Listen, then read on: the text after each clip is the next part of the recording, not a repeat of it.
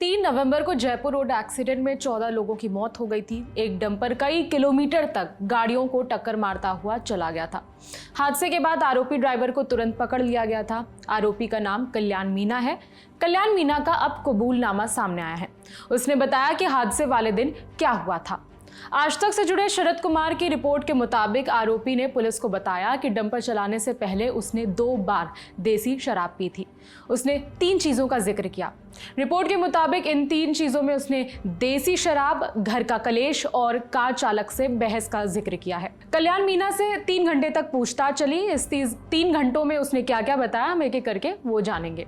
कबूलनामे में आरोपी ने बताया कि दिवाली की छुट्टी के बाद वो 3 तारीख को ही वापस काम पर लौटा था। 3 तारीख यानी जिस दिन हादसा हुआ था उसी दिन वो वापस अपने काम पर लौटा था। मोटरसाइकिल से अलंकार कंस्ट्रक्शन कंपनी गया जहां उसका डंपर था।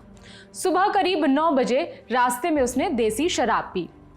इसके बाद सड़क बनाने वाला माल लेने के लिए निकला, यानी कि गट्टी लेने के लिए वो दूसरी दुकान गया। माल खरीद कर लौट रहा था तो रास्ते में रुककर उसने दोबारा शराब की, यानी कि उसने 2 बार हादसे से पहले शराब पी रखी थी।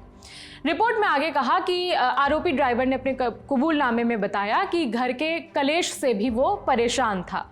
वो गाड़ी लेकर निकला तो बैलेंस नहीं बन पा रहा था। इतने में उसकी एक कार ड्राइवर से बहस हो गई। बहस क्यों हुई? एक सीसीटीवी फुटेज सामने आया था जिसका जिक्र हमने इससे पहले वाली खबर में भी किया था।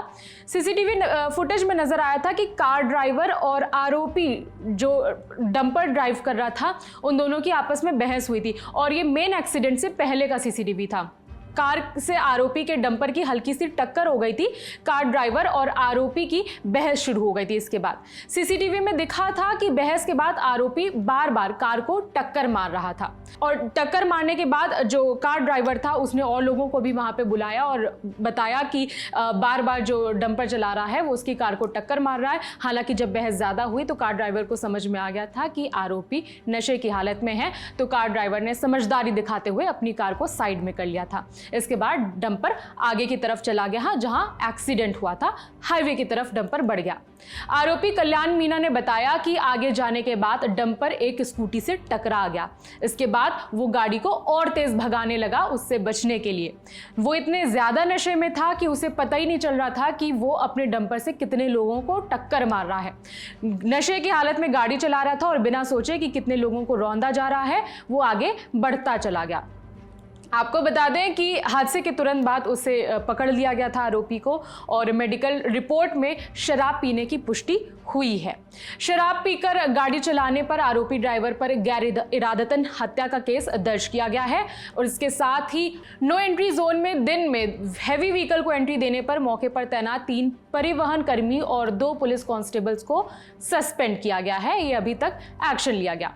तो ये इस चीज़ की पुष्टि हो चुकी है कि जो आरोपी ड्राइवर था डंपर का वो नशे की हालत में था। उसने एक नहीं 2 बार उस दिन हादसे से पहले देसी शराब पी रखी थी।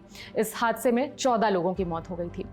इस खबर में इतना ही। आगे कोई ज़रूरी अपडेट आता है तो हम आप तक पहुंचाएंगे। मेरा नाम है विभावरी। देखते रहिए ललन टॉप।